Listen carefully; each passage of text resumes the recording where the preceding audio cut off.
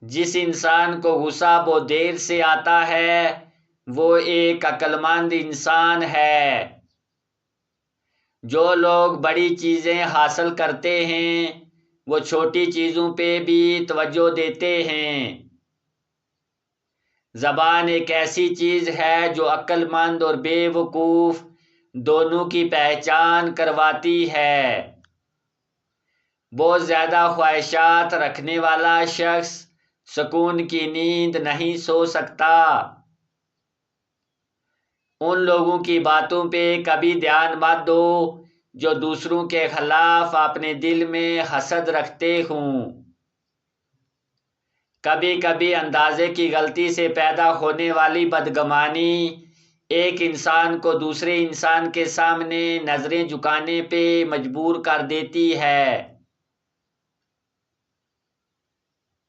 یاد رکھیں، لوگ آپ کے لباس سے ہی آپ کی شخصیت کا اندازہ لگاتے ہیں۔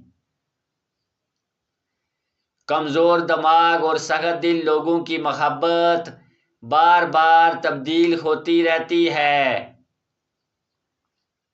زندگی کی مصیبتیں کم کرنا چاہتے ہو تو زیادہ سے زیادہ مصروف رہو۔ آپ کی کامیابی میں کوئی ایسی چیز ضرور ہے جس سے آپ کے بہترین دوست بھی ناخوش ہیں۔ اب تنقید اور تعریف دونوں کو قبول کیجئے۔ پودوں کو بڑھنے کے لیے دھوپ اور بارش دونوں کی ضرورت پڑتی ہے۔ جو اپنی سوچ نہیں بدل سکتا وہ کچھ بھی نہیں بدل سکتا۔ خاموشی آپ کو وہ پھل دیتی ہے جس سے انسان کی شخصیت بڑھتی ہے۔ جب کسی کے لیے آپ کی ذات اور آپ کی بات بے معنی ہو جاتی ہے تو راستہ بدل لینا ذہنی اذیت سے بچنے کا بہترین طریقہ ہوتا ہے۔ ہمیشہ پر امید رکھیں، خاص طور پہ جب آپ کے حالات کافی مشکل ہوں۔ جو جوانی کے دنوں میں اپنا سہارا خود بنتا ہے وہی اپنا آنے والا مستقبل محفوظ بنا سکتا ہے۔ میں نے اپنی زندگی میں دو طرح کے لوگ ہمیشہ پریشان دیکھے ہیں، ایک وفادار، دوسرا مخلص۔ انسان کے ارد گرد ایسے بھی لوگ اپنوں کی شکل میں موجود ہوتے ہیں جو گلے لگ کر انسان کی جڑیں کاٹ دیتے ہیں۔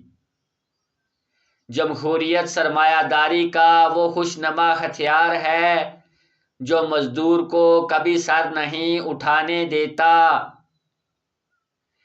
دو چیزیں آپ کی وضاحت کرتی ہیں، ایک صبر جب آپ کے پاس کچھ بھی نہ ہو، دوسرا رویہ جب آپ کے پاس سب کچھ ہو۔ محبت کو الفاظ میں نہیں انداز اور لہجوں میں تلاش کریں۔ الفاظ تو منافق کے بھی بہت میٹھے ہوتے ہیں۔ زندگی میں ختم ہونے جیسا کچھ بھی نہیں ہوتا، ہمیشہ ایک نئی راہ آپ کا انتظار کر رہی ہوتی ہے۔ جاہل کے دل میں جو کچھ ہوتا ہے وہ ظاہر کرتا ہے مگر دانشمند اس سے آخری موقع تک چھپائے رکھتا ہے۔ زندگی ایک ایسی جگہ ہے جس کے اندر روزانہ کوئی نہ کوئی نیا سبق سیکھنے کو ملتا ہے۔